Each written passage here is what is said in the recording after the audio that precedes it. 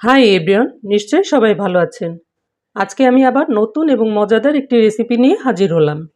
তা হচ্ছে নারকেলের দুধ দিয়ে শসা এবং চিংড়ি মাছের ঝোল রেসিপি। যারা খেয়েছেন তারা তো জানেনই কতটা মজার, আর যাদের এখনও খাওয়া হয়নি তারা অবশ্যই একবার হলেও রান্না করে খাবেন। আশা করছি রান্নাটা আপনাদের অনেক পছন্দ হবে। আর পছন্দ হলে ভিডিওটিতে লাইক কমেন্ট করে ভিডিওটি সবার কাছে পৌঁছে দিতে পারেন। তাহলে এবার ভিডিওটি দেখে নিই। রান্নার জন্য প্রথমে নিয়েছি একটি শসা। শসাটির ওজন ছিল 1 কেজি 700 গ্রাম। এরপর শসাটিকে এভাবে লম্বা এবং মোটা করে কেটে ভালো করে ধুয়ে নিয়েছি। তারপর নিয়েছি কয়েকটি চিংড়ি মাছ এবং নারকেল। মাছগুলোকে বেছে ধুয়ে নিয়েছি। আর নারকেলটাকে বেটে দুধ বের করে নেব। তার জন্য নারকেলের মধ্যে প্রথমে 1 কাপ পানি দিয়ে বেটে ছেঁকে নেব। এই ছেঁকে নেওয়া নারকেলের দুধটা আলাদা করে রেখে দেব। এই দুধটা রান্নার শেষের দিকে ব্যবহার করব। প্রথমবারের দুধটা একটু ঘন হয়। এবার ছেঁকে নেওয়া নারকেলের মধ্যে আবারও 1 কাপ পানি দিয়ে বেটে ছেঁকে নিয়েছি। এই দুধটা কিছুটা পাতলা হয়, এটা রান্নার প্রথমে ব্যবহার করব। এবার রান্না শুরু করব। তার জন্য চুলায় কড়াইয়ে 1 টেবিল চামচ তেল গরম করে চিংড়ি মাছগুলোকে ভেজে নেব। মাছের মধ্যে সামান্য হলুদ এবং লবণ দিয়ে মাছগুলোকে ভেজে নেব। খুব বেশি সময় ধরে ভাজবো না, 2 মিনিটের মতো মাছগুলোকে ভেজে নামিয়ে নেব।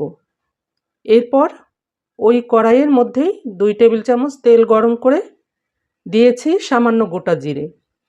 জিরেটা ফুটে উঠলে কয়েক সেকেন্ড নেড়ে চেড়ে দিয়েছি পেঁয়াজ কুচি 2-3টি। আপনারা ইচ্ছে করলে পেঁয়াজ বাটাটাও দিতে পারেন। পেঁয়াজটা কিছু সময় ভেজে নেব। তারপর একটু নরম হলে এবং কালারটা চেঞ্জ হলে এর মধ্যে দিব 1 চা চামচ আদা রসুন বাটা। আদা রসুনটা দিয়ে 1 মিনিট ভেজে নেব। তারপর দিয়েছি সামান্য পানি, মশলাটা যেন পুড়ে না যায়। এরপর দিয়েছি আধা চা চামচের একটু কম হলুদের গুঁড়ো, আধা চা চামচ জিরে গুঁড়ো। এখন 2-1 মিনিট কষিয়ে নেব। এরপর দিয়েছি সামান্য হিং। হিংটা দিয়ে খুব বেশি সময় কষাবো না। মশলাটা কষানো হলে এর মধ্যে কেটে রাখা শসাগুলি দিয়ে দেব। আর দিয়েছি আধা চা চামচ লবণ।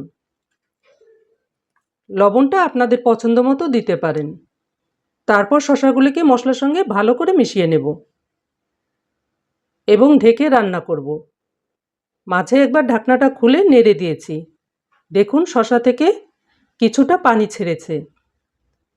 এই সময় চুলার জালটা মিডিয়াম থেকে একটু কমে রেখে রান্নাটা করব। তারপর আবার ঢেকে দিব। যখন শসা থেকে পানিটা শুকিয়ে যাবে তখন ঢাকনাটা খুলে নেড়ে চেড়ে দিব।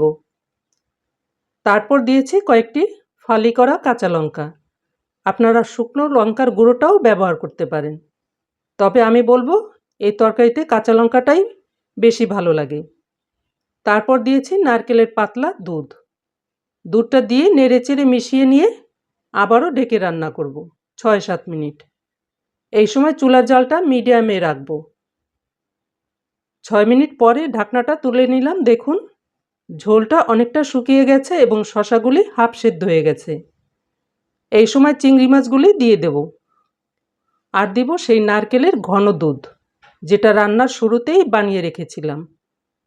এরপর দিয়েছি আধা চা চামচ চিনি। নারকেলের দুধ যদি অনেক মিষ্টি হয় তাহলে চিনিটা না দিলেও চলে। এই রেসিপিটা অনেকটা কোরমার মতো, তাই একটু চিনি দিলেই খেতে বেশি মজা লাগে। তবে আপনাদের ইচ্ছা, কারণ অনেকের তো মিষ্টি খাওয়া শরীরের জন্য ক্ষতি। তবে আমি মশলাটা অনেক কম দিয়ে রান্নাটা করেছি, তাতে কিন্তু স্বাদটা একটুও কমেনি, বরং অনেক স্বাদ হয়েছে।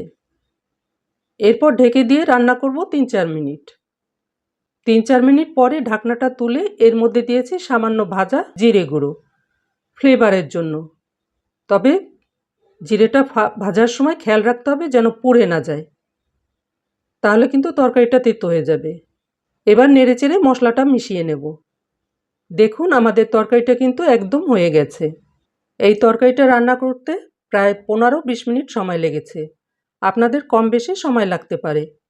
আশা করি ভিডিওটি ভালো লেগেছে, আর যদি ভালো লেগে থাকে প্লিজ চ্যানেলটিকে সাবস্ক্রাইব করে আমার সঙ্গেই থাকবেন আর একবার হলেও রেসিপিটি ট্রাই করবেন।